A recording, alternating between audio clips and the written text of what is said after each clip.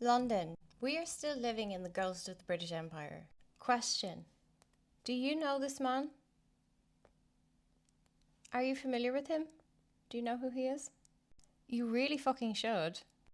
This is Hugh Grosvenor. He is the 7th Duke of Westminster. We are the same age.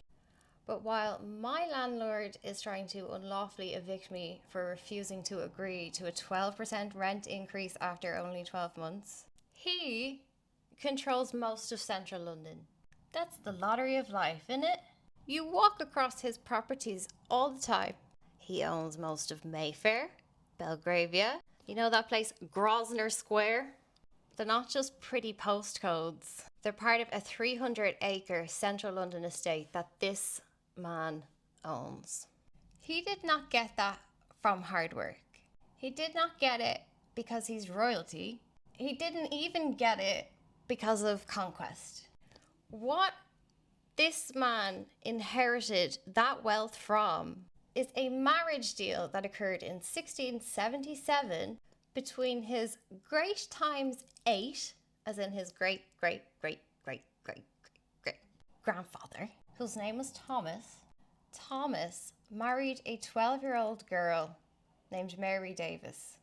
Mary Davis was the only child of a wealthy colonial banker. Her father died when she was 3 years old, and she inherited 500 acres of what was at the time farmland in London, unheard of now. Thomas Grosvenor was 21 and already the mayor of Chester when he married this child. The marriage was carefully arranged by her guardians to secure this vast central landholding. Until I came to London, Mayfair and Belgravia were names that I only ever associated with the Monopoly board. They were the most expensive addresses on the Monopoly board. It's very rarely talked about how that all came to be. But when that land was still open meadow, it was acquired by the Grosvenor estate through a child marriage. And places like Grosvenor Square are living fossils of Britain's feudal land system. This is really important context for every London renter because it is the backdrop to every tenancy agreement. The council itself says the private rental sector is the largest tenure in the city. Behind the high rents that you pay sit structures like this. In January 2025, the Grosvenor Group, Hugh's property company, sold 175 buildings in Mayfair to Norway. Now, a huge chunk of central London is not owned by anybody British. It's owned by Norges Bank Investment Management. Those are not people. They do not live in the UK. They want to extract the highest rent as possible from Londoners. He only sold 25%. He still owns 75%. But he got £300 million in the deal. He's liquidating assets that he arguably shouldn't even own. And England is losing control of historic land.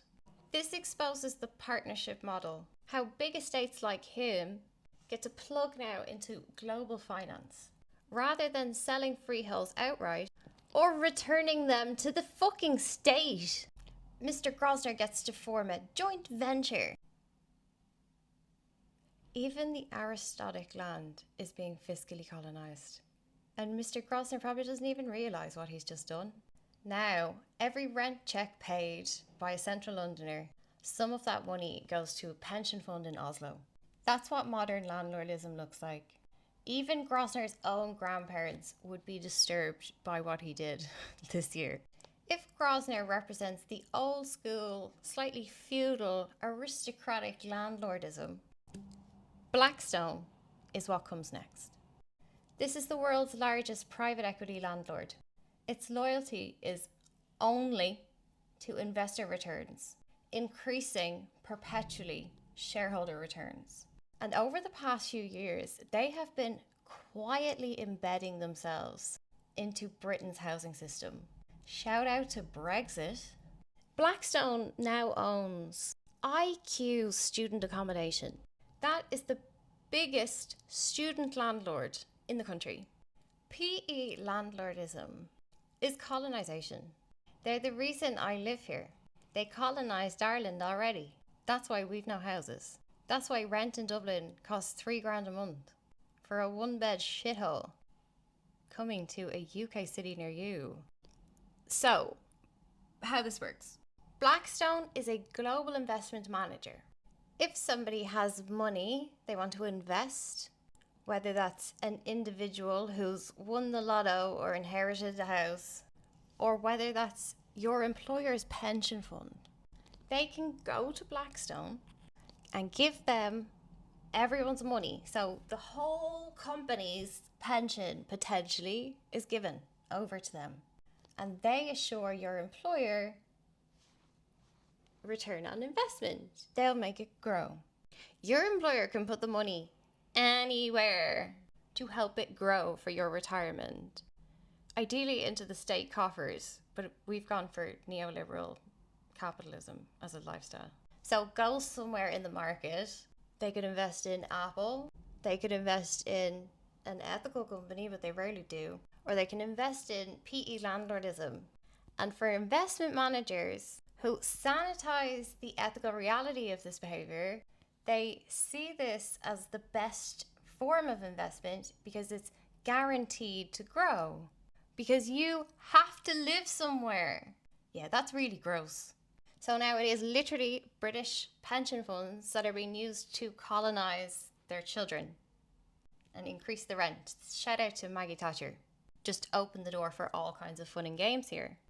These are criminals. Their CEO was shot in New York less than a month ago because they're such criminals. Everybody hates them. And their business model is unethical usury. So they take these institutional investments and then they secure, leveraging that money, large bank loans. That sits on top of their equity. That mix is deliberate. For the bond markets, for the shareholders, less equity, more debt yields higher returns. So long as rents keep coming in. So long as rents keep coming in. Who's paying rent? Blackstone bought IQ, the student housing platform, using loans they got from Citibank and the Bank of China. They bought IQ student platform for £4.66 billion, and then in that company's name took down another £2.6 billion of loans. So you just bought the company and now you're strapping it with debt. That means they can mess with the books. The company is not profitable technically because it's got all of this debt. Their model is build to rent and single family units. That's also a strategy. The single family rental model is a textbook case of divide and conquer. So a house would traditionally be bought by a family, probably one salary, one mortgage, and owning that house meant security. People could put down roots and build communities in their area. They were able to accumulate equity and pass something on to their children. When firms like Blackstone buy whole portfolios at once, in 2025, Blackstone moved between two of its subsidiaries £225 million worth of British family homes in the southeast. Geography matters here. The southeast is a region already under rental pressure. 500 human beings' real homes were bundled together and presented on the market as a corporate platform. The more of these they buy, the more power is pulled away from communities and local renters into the institutional faceless machine.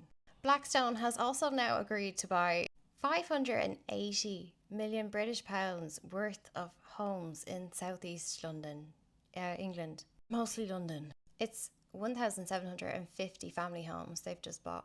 This means ordinary buyers are being priced out of the southeast.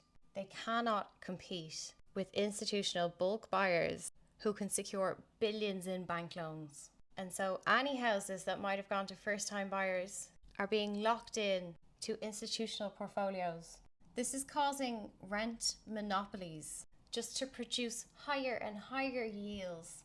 It's a permanent yield machine for investors. England is being colonised and no one seems to care.